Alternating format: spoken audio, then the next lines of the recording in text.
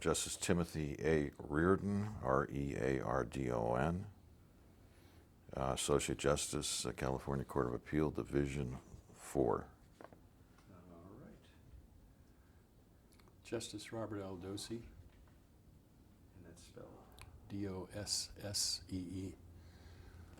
Retired. Associate Justice, California Court of Appeal. All right, Justice Reardon, we're ready when you're ready. All right, today's date is June 5th, 2007, and this interview is being conducted as part of the Appellate Court Legacy Project, the purpose of which is to create an oral history of the appellate courts in California through a series of interviews of retired justices who have served on our court. I'm Tim Reardon, an Associate Justice of the First District Court of Appeal, and we are honored to have with us today the Honorable Robert L. Dossee, who served on the First District from 1990 to 1998. Welcome, Bob, and thank you for participating. Thanks, Tim. Thanks for having me. All right. Bob, you're a native San Franciscan and you still reside in the city. Can you tell us a little bit about the Dossee family and growing up in the Excelsior district of San Francisco? Sure. Well, let's start at the beginning. My great-grandfather came over from northern Germany, was actually part of Prussia at that time in 1852 and settled in the San Jose area. My mom, my dad, all my grandparents were born in the San Jose area. I was the first Dossee to be born here in San Francisco. On my mom's side, her family came over in the 1850s as well from County Cork, which is a county that your family came from as Correct, well. Yeah. And that was Sullivans and Crowleys. Yes, They probably knew each other. Anyway, I grew up in the Excelsior or Outer Mission. Our parish was Epiphany Parish, which was right smack in the middle of the Excelsior, so I adopt that as a designation. It's kind of a clouded issue, however. It's a very sizable parish, though. It is a big parish. So, And I have 4 children that were all born here in San Francisco, all 4 in St. Mary's Hospital. I have 9 grandchildren, one of whom is here today with me, looking at us as we go through this. Andrew Nunes, who's my oldest grandson, he's 14. welcome, Andrew. It's nice to have you here. Now, your dad, could you tell us a little bit about the Dossee family? You probably have, but your dad worked here in the city as well? Yeah, he did. He was in the automobile business. That's right. He had a number of lots in the Bay Area, and he worked on up and down Van Ness Avenue for years as well. Having spoken to you about him over a number of occasions, he sounds like he was quite a character. He was, yeah, an interesting fellow. Bob, you attended St. Ignatius High School, my alma mater as well, and then you continued your Jesuit education at Santa Clara University. How is it that you chose Santa Clara? Well, partially because it's a natural transition from St. Ignatius, which is a Jesuit high school, to a Jesuit college. Santa Clara had a great reputation. My folks coming from that area held it in high regard. And of course the Jesuits at St. Ignatius were very directive about it as well. Santa Clara, for some reason, had some interest in me as a football player at that point, and they played big-time football at that time. The year before I went down there to Santa Clara, they had won the Orange Bowl, and they were the last team to beat Oklahoma before Oklahoma went on that rampage that Bud Wilkinson, I think it was, 30 games or close to it, that without a loss. Notre Dame, I think. Yeah. Stopped the winning streak there. You had to get that in, didn't you? Yeah, I did. But so you went down to Santa Clara, and then at some point, as I understand it, Santa Clara quit football. Yeah, my second year, they decided that, like everybody else had, USAD had dropped the year before, St. Mary's had dropped, Loyola, Gonzaga, and a number of other schools had dropped football the year before I graduated from high school. And I think economically it was just a decision they felt was sound, and they gave it up and abbreviated my football career, which probably was a good thing. No injuries this way? And, or less. Yeah. Now, let's see, upon graduation from Santa Clara University, you went to USF Law School. I did. And what would cause you to pursue a career in the law? I think part of it was indecision as to what else to do. Like most of us, when we're seniors in college, we're looking around. We engage in these on-campus interviews with big corporations. I wanted something that would give me a lot of independence, and it didn't look like the corporations that I was looking at had that kind of profile. I wanted a job that I could pick what I wanted to do and where I wanted to live. And I think working for the corporate sector didn't really satisfy me that might happen. Father Don, I was blessed by having a mentor at Santa Clara. He was the dean of our political science group. That was my major. Father Patrick Donahoe, who ultimately became the president of Santa Clara. But Father Donahoe gave me some direction. He recommended that I try law school, and it was a good suggestion. That's primarily why I did it. I remember reading one of your many profiles that you were influenced by Father Donahoe. Yeah, tremendously. In that regard. So you're at USF Law School, and you obtained your law degree, and then were admitted to practice in 1961. Your first legal position was a law clerk for Judge Kelch of the Ninth Circuit, and you then entered private practice with a firm in San Francisco. What type of practice did you have? It was a small firm. By today's standards, it was minute. There were 4 partners and 3 associates. The 1-year appointment I had to Judge Kelch on the Ninth Circuit, my predecessor was a fellow named Ed McFetridge, who I knew you knew and most of the community knew. Yes. He was a fine lawyer. Ed clerked for Judge Kelch, and we overlapped for about 2 or 3 weeks, became fast friends. And Ed went to the Howerton office, and he thought I would be a good fit there as well. So I went down, interviewed, got the job, and they did primarily insurance defense work. They did quite a bit of admiralty work, which I enjoyed as well. And they did, a smattering of other things. It was a smorgasbord of other things like we did some probate work. There was some, but not much, domestic relations, family law things, but primarily insurance defense and policy interpretation, which gave me a background for what I ultimately did a lot of when I was in the Court of Appeals and Superior Court. That's right. I know you had a great respect and high regard for Judge Kelch, so that experience was a good one, I take it. Oh, it was a wonderful one. I was, again, lucky to have a wonderful mentor. And let me go back to a question that I think you'll get amused by this. When I told my father that I wanted to go to law school, he said he did everything in his power to discourage it. He said, if you're going to be a lawyer, you're going to be dealing with unhappy people all the time. He said, why don't you sell cars? When you deal with people and selling them a car, they love the car the day they buy it, and they might not like it in 2 weeks, but be a salesman. It's a happy profession. Being a lawyer is not. The thing that's really funny, he came down when I was with the Howerton firm and watched my first jury trial. And he sat in the back. It was just a very small case. And he sat in the back of the courtroom with his arms folded and kind of a grumpy look on his face. But at the end of it, thank God, my client won. She was a plaintiff. Thank God she won a very modest verdict, I might say. But he came up to me and he said, "That's just like selling 47 Chevys." He said, "I could do that." And he probably could have. He would have been very good at it. So at least that first case had a happy ending. And, It did. It was witnessed by your dad. That's good.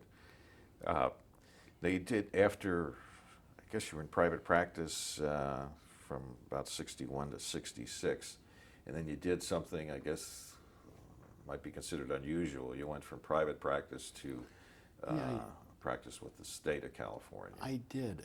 As much as I liked the Howerton firm, and George Howerton became like a father to me, and I loved working with Ed because we were so close.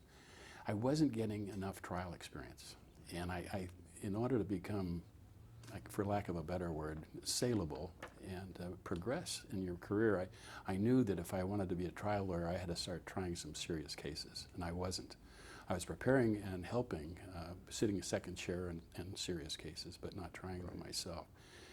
About that time, this Division of Highways became liable for injuries on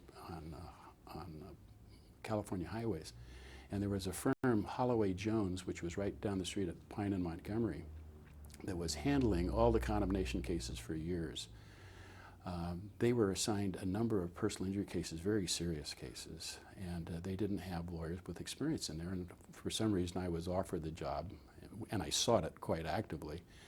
Moved over there, and I got my wish almost instantly. Within, I think, a month, I was trying a very serious case down in Southern California, and that continued during my, I guess, next 6 years that I was there.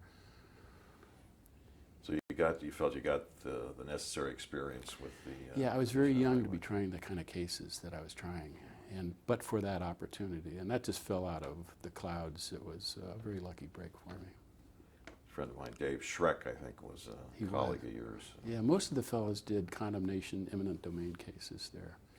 I did the personal injury, although I did volunteer to do some of the, we call them dirt cases, the condemnation cases, just to find out what the rest of them were talking about at coffee breaks.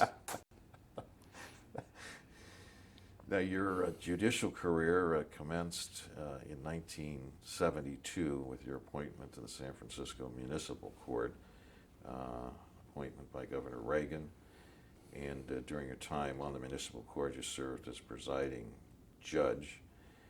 What caused you to seek an appointment?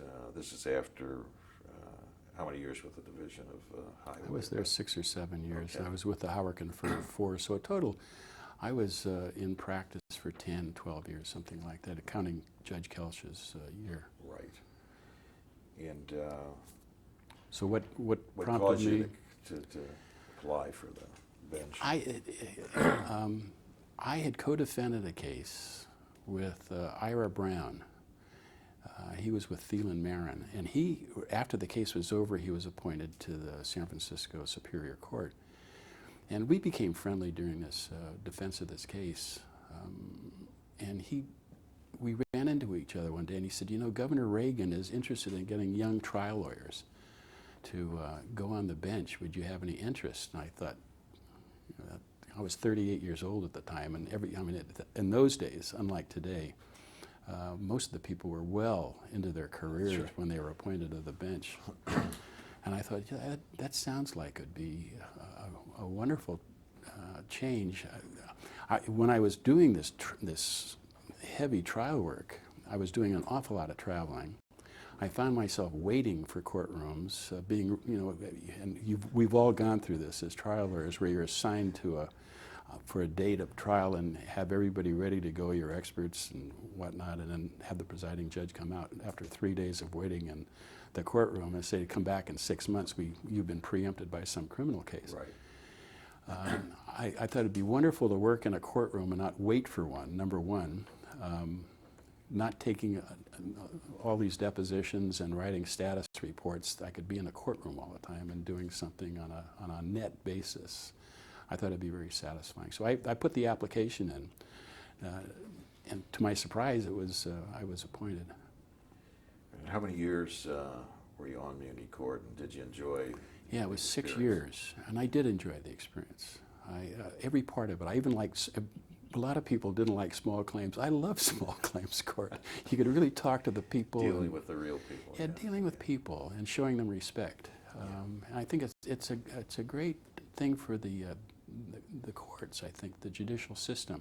I really wish. I think a lot of that is done by commissioners now, or pro tems. I think it would be important to have judges do that still.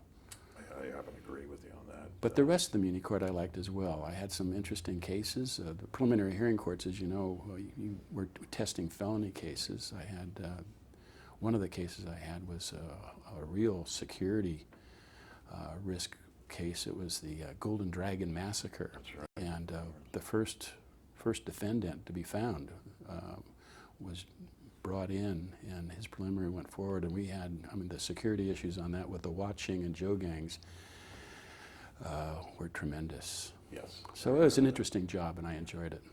I was happy to percolate up to the Superior Court, however. And that would have been in 1979. Right. You're elevated by Governor Jerry Brown. And I know from your background and experience you had numerous assignments, variety of assignments. I know criminal and civil. I still recall one major criminal case that you were handling when I was down at the Hall of Justice, and that involved the Carbaga Tree Frog Johnson case. Yeah, that was. Which was a lengthy, complicated trial and emotion-packed type of trial. Do you have any recollection of that particular case? Yeah, I do, and unfortunately, it comes back to me too often. It was that vile. It was a horrible scenario, tragic. A little baby girl was kidnapped from her mom's car over in Concord, and was kept by these two defendants for about 11 months. It was miraculous that she was found, but it was very sordid and it got an awful lot of media attention, which I think aggravated a lot of things. But nevertheless, she was found. It was a trial. I recently met with one of the attorneys, and I said, "Wasn't that horrible?" And for 3 months, and he corrected me. He said it was for 5 months. It went on forever. The graphic exhibits and whatnot were such that and the defendants were sentenced. One defendant was sentenced. I think it's probably the highest sentence in the history of California courts. So I do recall that as well. And there are others in the criminal courts where one case, a murder case, where the jury foreperson woman out in Parkmer said her life was threatened, but just wanted to stay on the jury anyway. My life was threatened. I had a lieutenant from in police intelligence come down and meet me in my chambers. We both know him from high school days. He went to Reardon High School and advised me that there was a contract out in my life. And at that time, my 4 little kids were still in school. Right. So that was rather distracting. Yes. Yeah. And a number of other cases that were pretty sordid.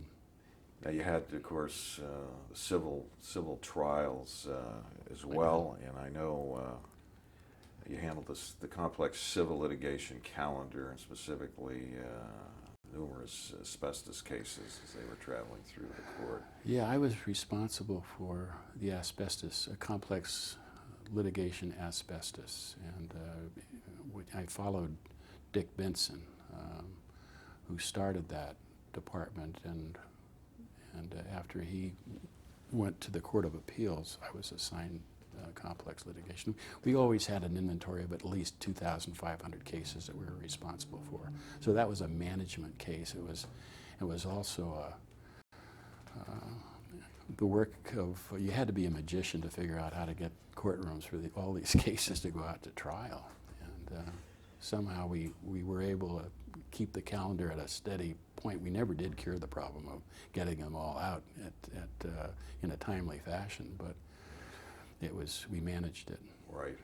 I still recall, mentioned Dick Benson and some difficulty he was having with respect to the 90-day rule, and Yeah.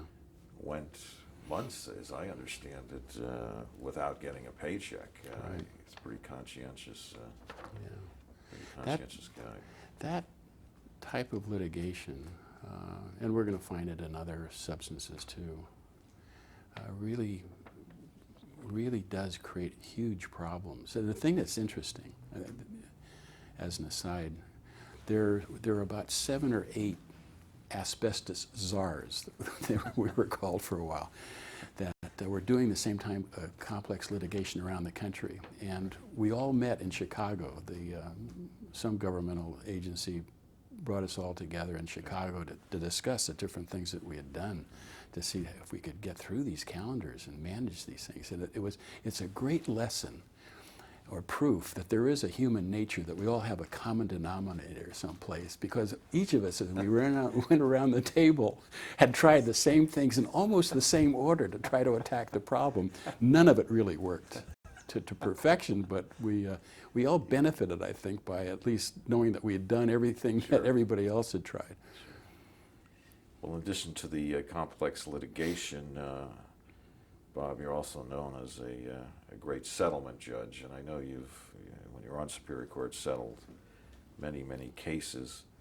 I recall one specifically, that was the paint company explosion out of the Bayview, which was the Bayview Hunters Point explosion. That was an interesting case. There was 150 claimants in the case. There were 9 deaths, and the rest were injuries and severe property damage. What had happened is that the synergism between an illegal car painting outfit and an illegal fireworks factory next door blew up a couple of blocks out on Bayview Hunters Point and created horrible havoc. The only possible recovery would be against the owners of the property, and they were limited to a $13 million policy, which was a self-burning policy, one that diminished. For every dollar of the attorney's fees were paid on the policy, came off the principal and wouldn't be available to the victims. So everybody stipulated that I could handle the case from beginning to end. All the attorneys, all the parties said I could be right from day one through trial on the case and all settlements. So I stopped all discovery. We didn't take any depositions. We didn't do anything of that, because everybody in the world investigated. The FBI investigated, the local police, the state police, you name it, fire departments. So we had all kinds of reports, and it took us a year. But we settled every single case. I'd bring them in waves, and it was. And I'll have to give credit to some very good lawyering in that. The Roper's office had the defense. Mike Roper's himself was there, along with a couple of his associates. 2 of the lawyers that really helped get the plaintiffs group in a process where we could deal with the enormity of this was Martin Blake and Bill Smith, and we were able to get it done. Yeah.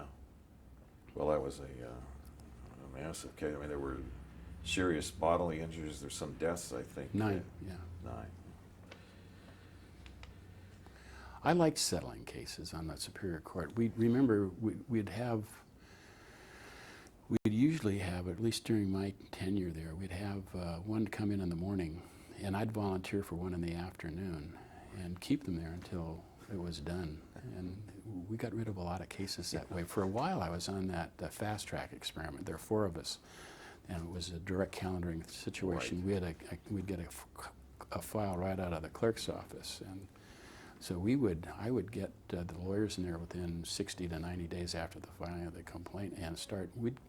And Mike Hanlon did the same thing. We'd settle 30% or a third of the cases on the first calling of the case. Yeah, wrap it up. Wrap it up early. right now. Yeah. You know, there was another case that I'm somewhat familiar with, and that was in terms of your settlement abilities here. That was a class action brought against Kaiser. Oh, yeah. Concerning what you mentioned earlier, a coverage issue. And yeah, it was in vitro fertilization, and whether or not that was in the experimental stage. And there was about 10,000 or more claims or claimants within the class. That took some time to put together, but we were able to settle that as well. Well, you mentioned enjoyed the settlement process. Obviously, you were very successful in the Superior Court in resolving many, many cases, and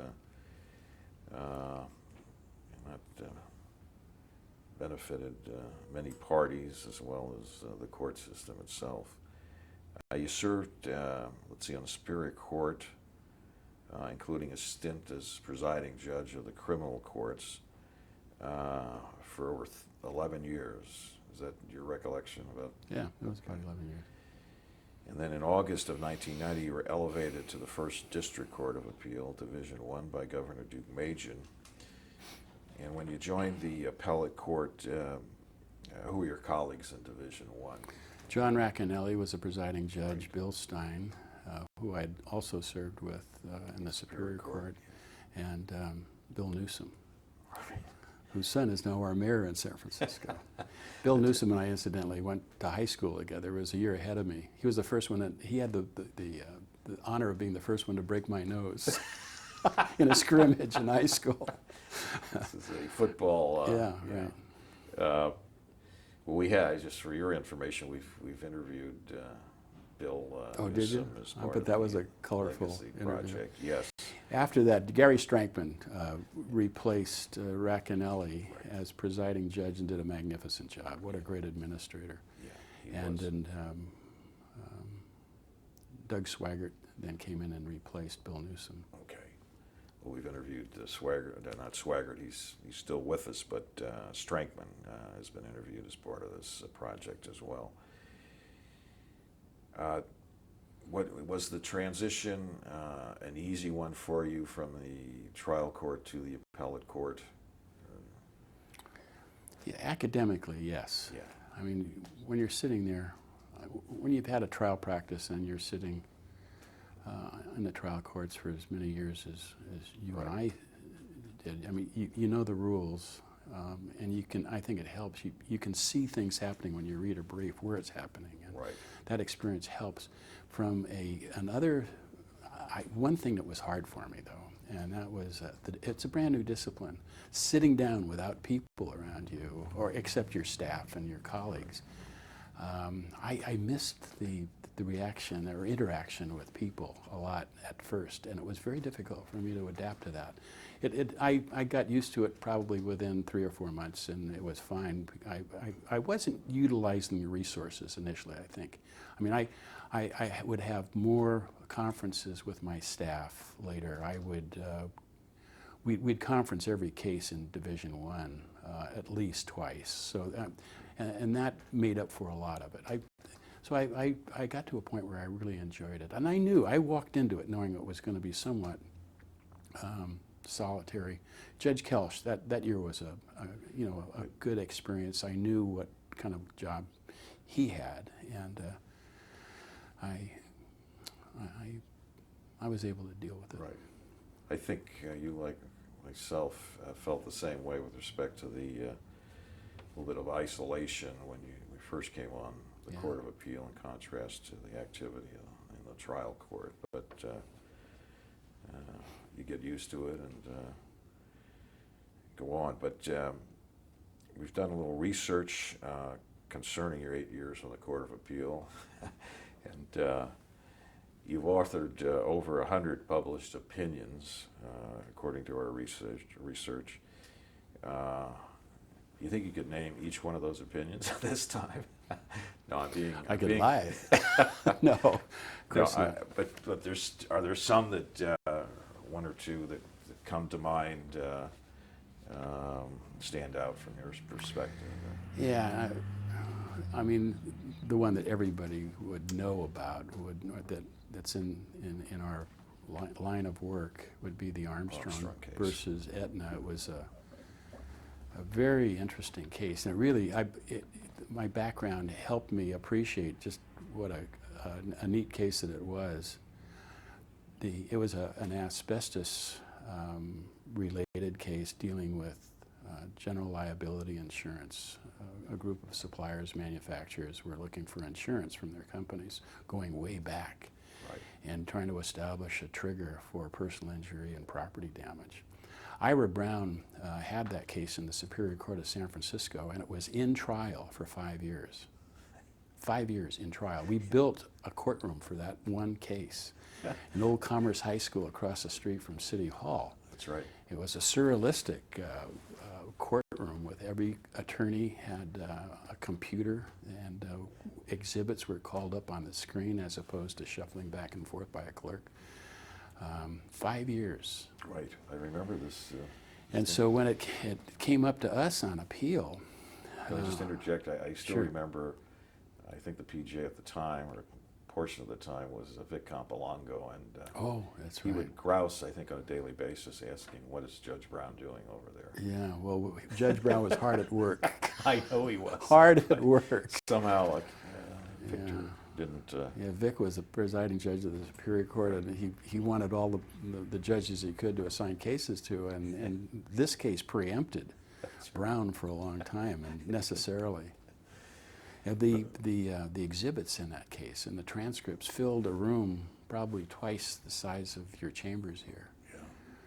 Yeah, enormous case. It took me. I was still carrying a regular calendar at the Court of Appeal when I was writing that.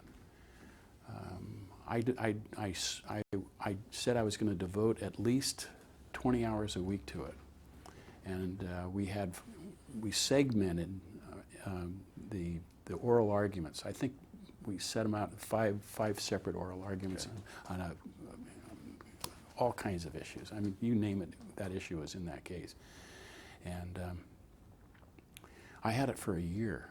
I remember. And a year we went through oral argument by oral argument, and I had the help of an excellent research assistant, Susan Miner.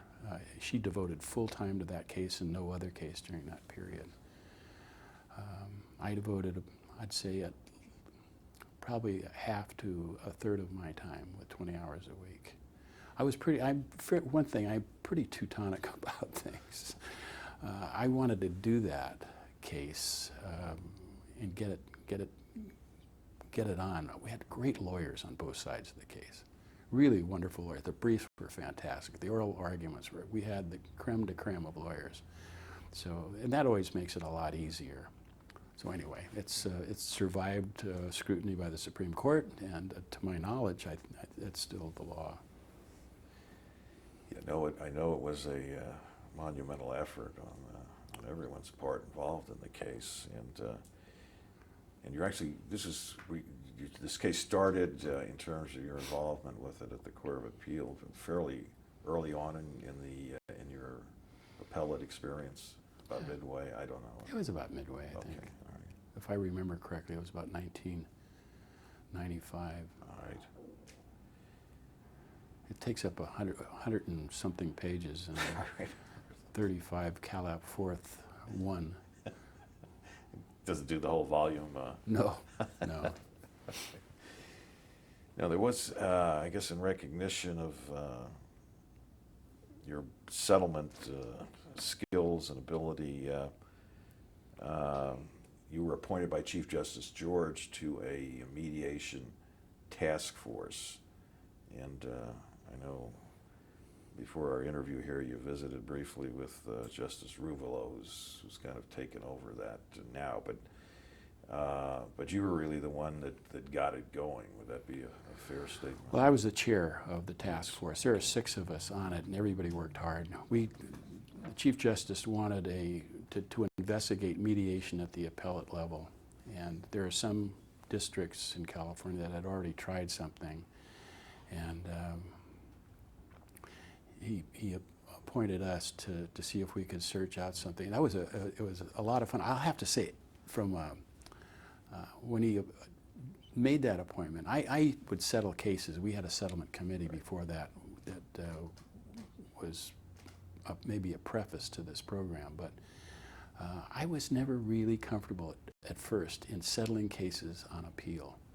I always felt that maybe it would be better just to let them go, because Judgment Day meant Judgment Day at the Superior Court, and if people thought they had another crack at settlement after a judgment, it might not be good for the system. Well, I completely changed my mind. I completely changed my mind. Yeah, it was a good thought, and it was a great idea to start this program. We got a lot of help from a woman up in Oregon who put together a program which we didn't. It's not congruent. We didn't copy it right down to the T, but it was a good structure. And there was another woman in Hawaii, both trial lawyers, well-recognized trial lawyers, that put something together, and we used some of her things. So it started going. We got John Toker to be a director. He's done an excellent job. And Yes. From what I understand, this program, it involved training of people, selecting people, going out into the other areas other than the San Francisco Bay Area to finding people that would help. And it's been tremendous. I was talking to Nace Ruvolo, who inherited the chairmanship of this task force after I left it. And he said it's just going terrific. Yeah, no, the statistics show that it's been a very, very successful program, and as you mentioned, John Toker's very instrumental in making it so.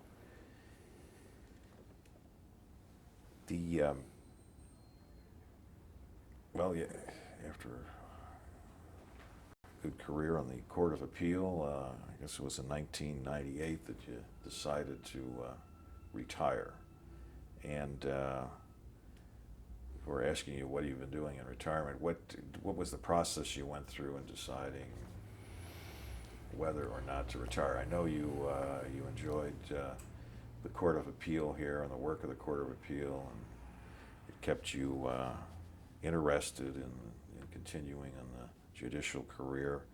But at some point, you just decided there's maybe a new challenge or a different challenge. Yeah, you know, I never thought I'd retire. I loved the job. I had a great staff. I loved the offices that we had, the collegiality. My division and the other divisions, it was a wonderful place to work, and I never thought I would go on.